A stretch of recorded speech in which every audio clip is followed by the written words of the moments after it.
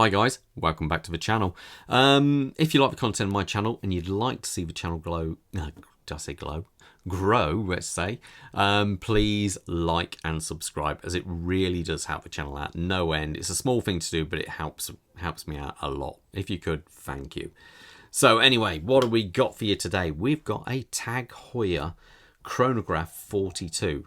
Now, TAG Heuer, one of these brands which, I don't know, they never seem to, you know, do it for the watch collectors out there. But I seen this one. I thought personally, this looks really quite a cool, good looking watch.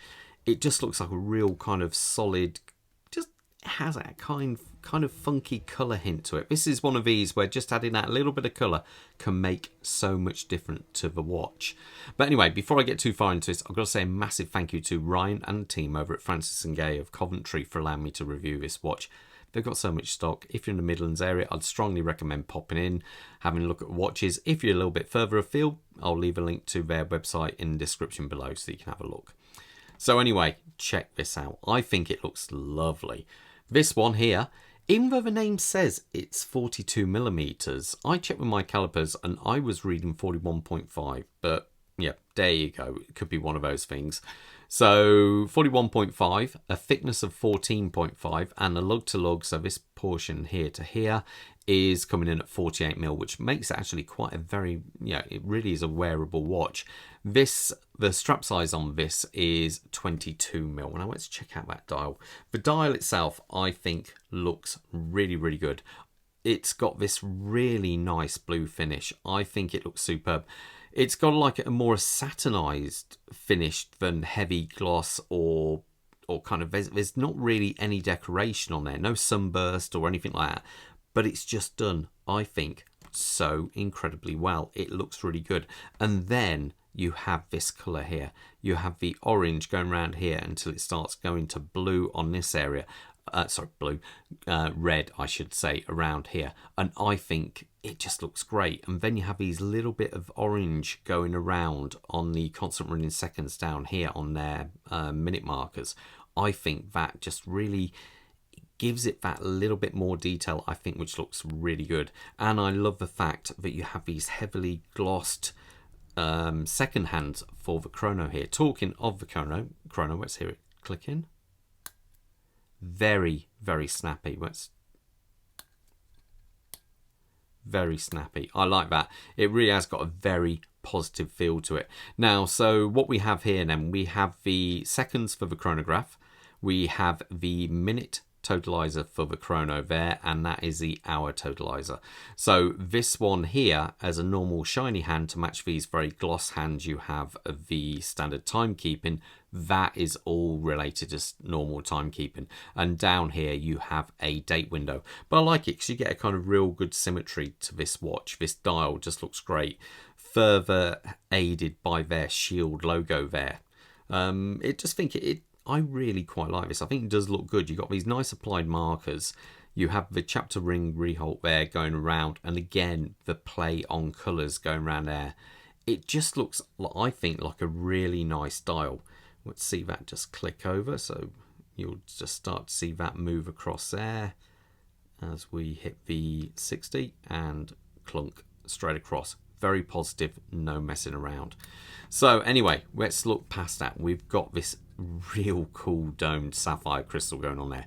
Now the crystal itself has got two lots of AR coating on there, so it does a pretty good job of reflections outside. This is one of those watches which does look really good outside in comparison to all these lights I have on here. Don't really show it just how good it is.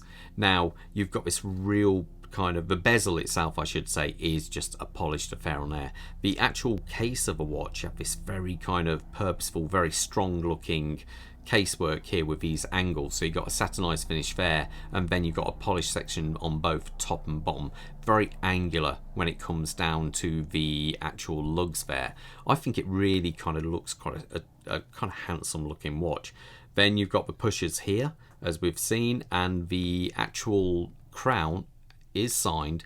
It isn't a screw down crown. This watch though does carry 100 meters of water resistancy to it, and it winds really quite silky smooth, no problem there at all. Now as we look at the back of the watch, you see this movement. Now, that rotor, it just loves to spin.